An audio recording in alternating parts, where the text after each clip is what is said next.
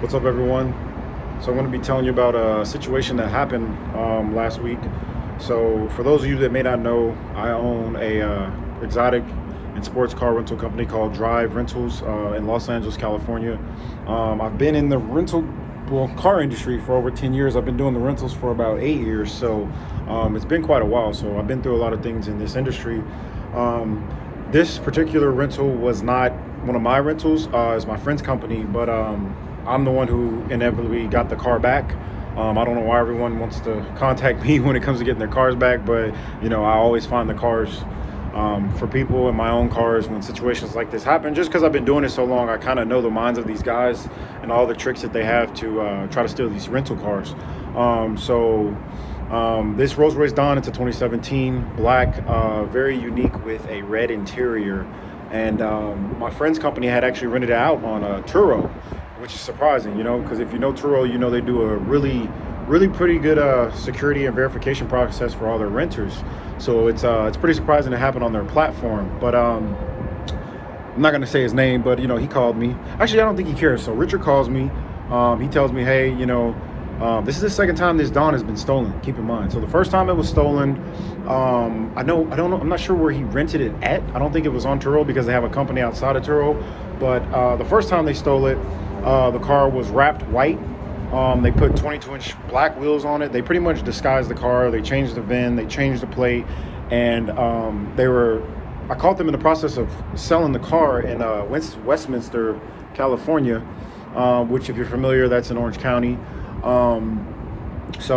ended up getting the car back. It caused a big, scene actually in Westminster. I ended up getting the Dawn back, and when the cops came, there was about 5 other cars. It was like a Raptor, a C7 Z06, a Trackhawk, and like 2 other cars. I don't remember what they were, but they were all stolen. So, and we got those back. So for their owners, which I'm sure they're glad about.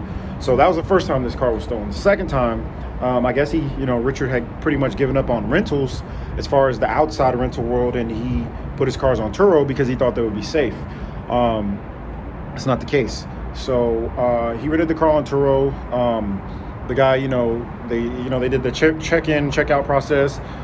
He took a picture of the guy's license, the picture of the guy holding his license next to the car, the whole Turo checkout process.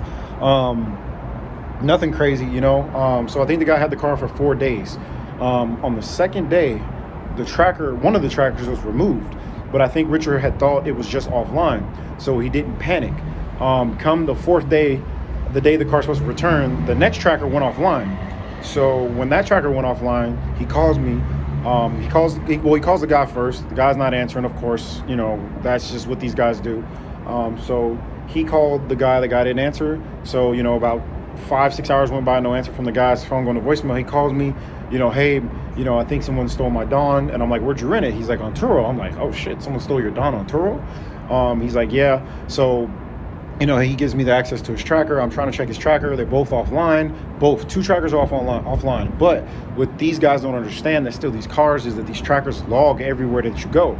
So on the tracker log, it had showed a warehouse in El Monte where it had went where the first tracker went off, and then it was on the highway when the second tracker went off, which is weird, which tells me that these guys took one of the trackers off purposely at the warehouse in El Monte, and then they got on the highway to deter us and take another tracker off while they were driving. And a lot of these guys will do that, especially now that a lot of companies do get their cars back when they get stolen.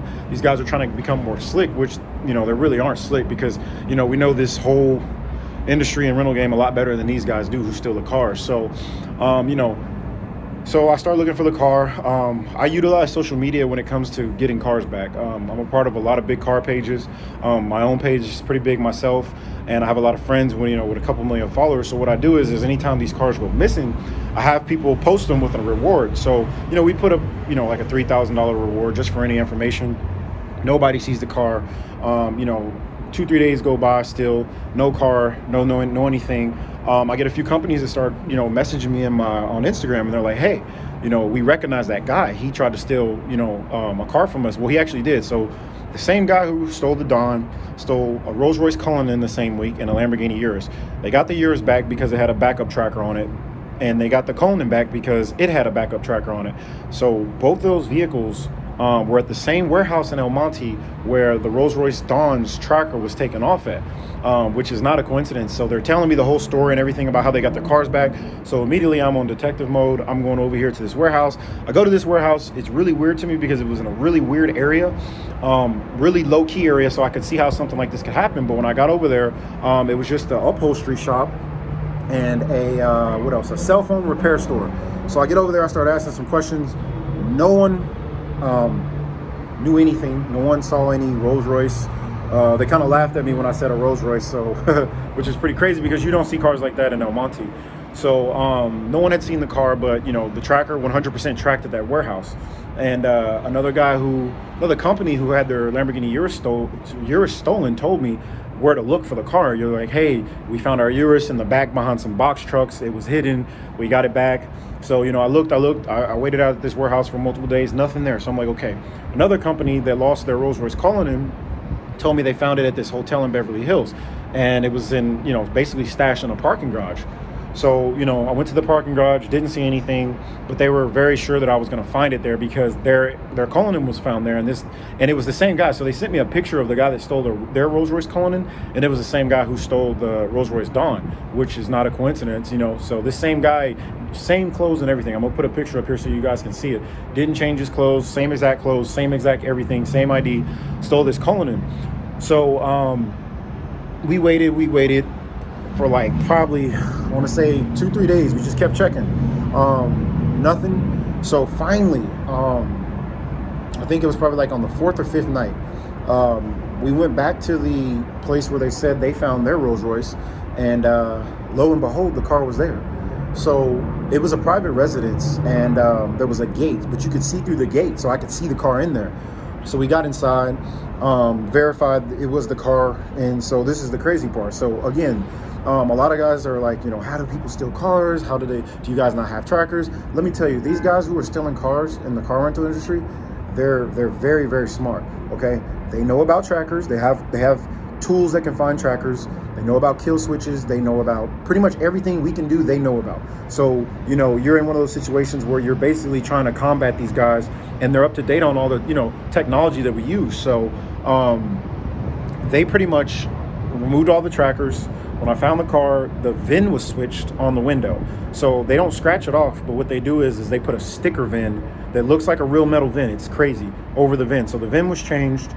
The original plate was taken off of the car, and there was a Texas dealer plate on it. And then if you know Rolls-Royce has the VIN under the license plate. The license plate VIN was scratched off.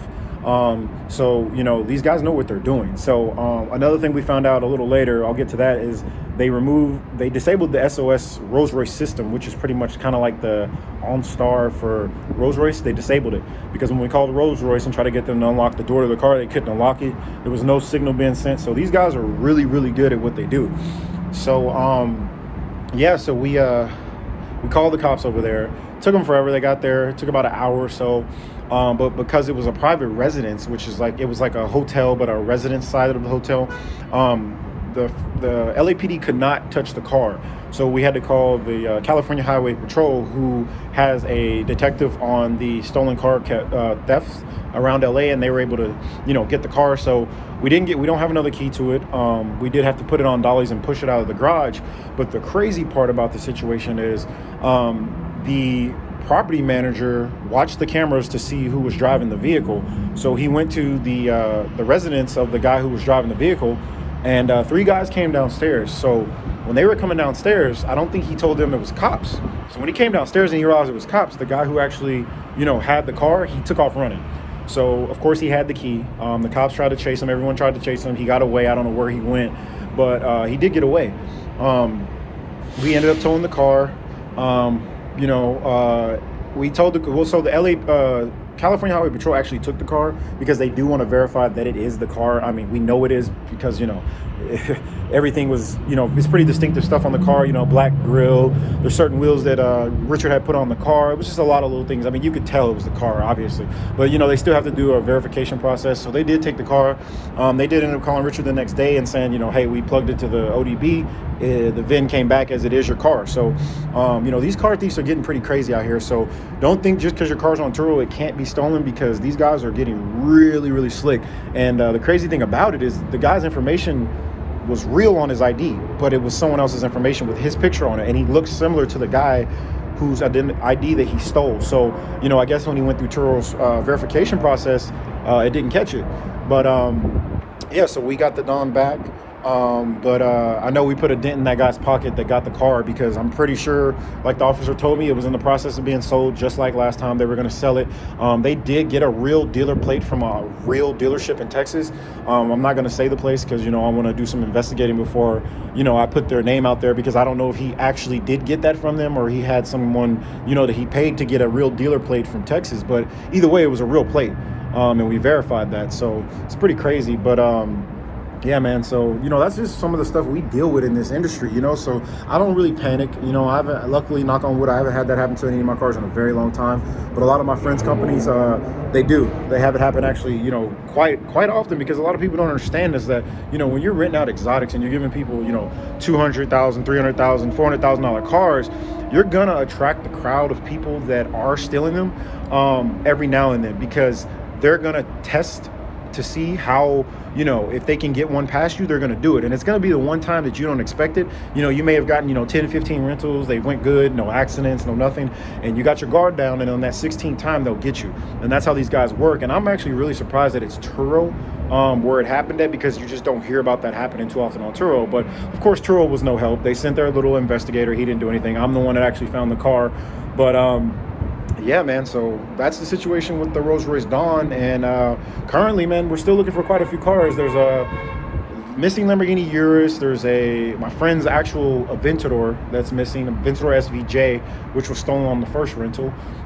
2 Bentley Bentegas, and then a Huracan and a Ferrari 488. I believe there's some more. I mean, these are just the people that I know. But yeah, some of these cars have been missing for a year now. Some have been only a few months. I know one guy got his Rolls Royce back, and they found it at the port of China.